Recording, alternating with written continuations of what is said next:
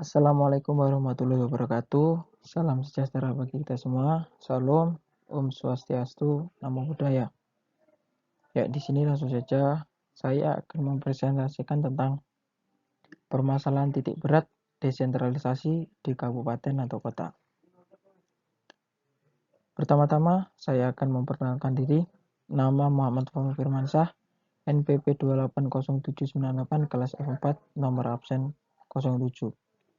Yang mana dosen pengampu mata kuliah ini yaitu Bapak Dr. Andes Florianus, MSI. Ya, langsung saja menuju ke materi. Pembahasan pertama, permasalahan kerap muncul di dalam pelaksanaan desentralisasi yaitu terutama kepada menguatnya tarik-menarik antara kewenangan pusat dan kewenangan daerah. Titik berat desentralisasi pada daerah yang dulunya bernama tingkat 2 itu, atau sekarang disebut juga sebagai kabupaten atau kota, menyisakan beberapa kegundahan. Akan tepatnya, pengambilan kebijakan desentralisasi pasca kejatuhan Orde Baru.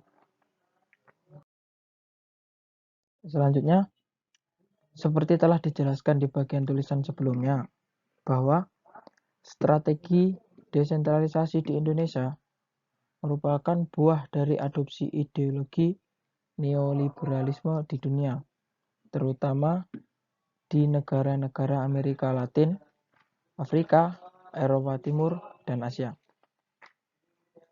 Institusi internasional yang gencar sosialisasikan desentralisasi adalah World Bank dengan janji desentralisasi akan merangsang ekonomi di Indonesia. Ideologi neoliberal bertemu dengan gerakan reformasi pasca kejatuhan Orde Baru menghasilkan bentuk desentralisasi mirip pada tahun 1950-an.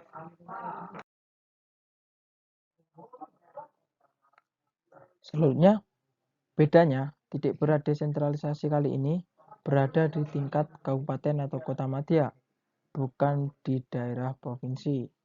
Dapat dibayangkan bahwa pergeseran titik berat desentralisasi dari provinsi ke kabupaten kota membawa dampak pada proses fragmentasi politis.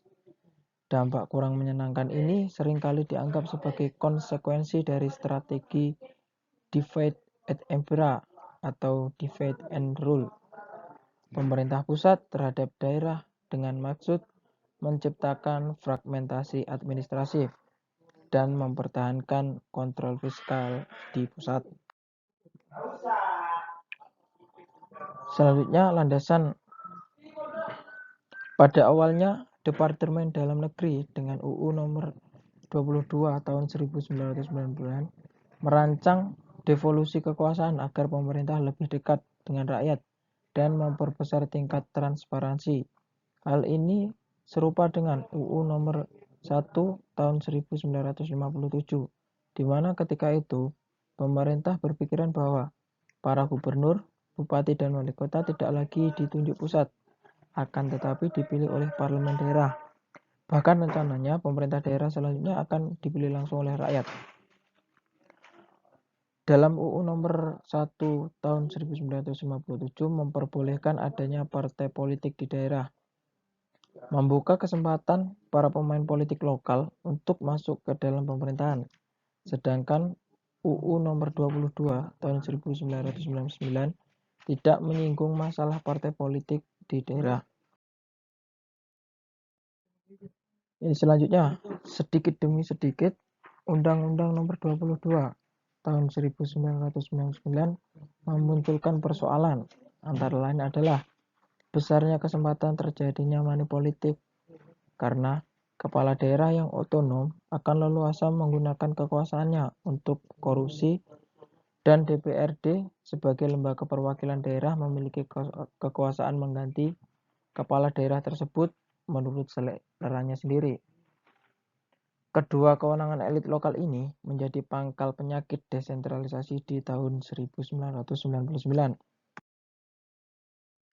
Selanjutnya, oleh karena itu pula, pemerintah yang dinaungi oleh Presiden Megawati memandang bahwa desentralisasi dalam keadaan yang membahayakan sehingga Undang-Undang Nomor 22 Tahun 1999 harus diubah atau diganti dengan UU baru yang selanjutnya menjadi UU Nomor 32 Tahun 2004. Maile tahun 2004 mengatakan bahwa pemerintahan Megawati tidak hanya sekedar memanajemen tetapi mengganti semua sama sekali.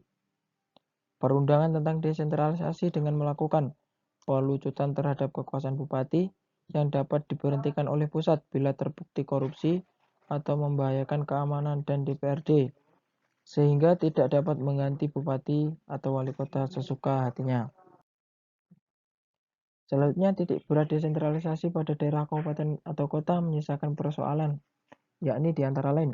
Yang pertama, munculnya ketegangan horizontal daerah kaya dan daerah miskin karena masing-masing daerah mementingkan daerahnya sendiri dan bahkan bersaing satu sama lain dalam mengumpulkan PAD. Misalnya seperti itu. Yang kedua yaitu perbedaan tajam antara kompetensi sumber daya manusia di pusat dan sumber daya manusia di daerah. Yang ketiga, banyak birokrat daerah yang pasif menunggu instruksi atasan ketimbang berinisiatif menjalankan pekerjaannya. Selanjutnya, yang keempat, DPRD menjadi sangat lamban dalam pekerjaan. Terlebih lagi mereka memprioritaskan gaji sendiri untuk kepentingan pengembalian dana ke kas partai dan juga memperbesar anggaran perjalanan dinas. Yang kelima, pemerintah daerah menjadi mesin pembelajaran. Hal ini menurut Ray dan Goodpaster tahun 2005. Selanjutnya yang keenam, beban keuangan daerah dari pajak ekstra tidak memperhatikan lingkungan lagi. Selanjutnya yang ketujuh, tidak adanya koordinasi di tingkat supraregional, garis batas tanggung jawab antara pemerintah pusat, provinsi sampai ke kabupaten atau kota sangat kabur. Selanjutnya, merebaknya politik identitas yang ditandai dengan menguatnya egoisme sektoral karena pembangunan bertumpu pada asas dekonsentrasi dan bersifat sektoral. Yang kesembilan, peranan polisi sebagai penjaga keamanan dan ketertiban dan tentara sebagai penjaga persatuan dan kesehatan di daerah sekarang jadi terabaikan. Sekian presentasi dari saya. Jika ada lebih mungkin dari Yang Maha Kuasa, ada kurang yaitu dari saya. Terima kasih. Wassalamualaikum warahmatullahi wabarakatuh. Salam. Om Santi Santi Santi Om.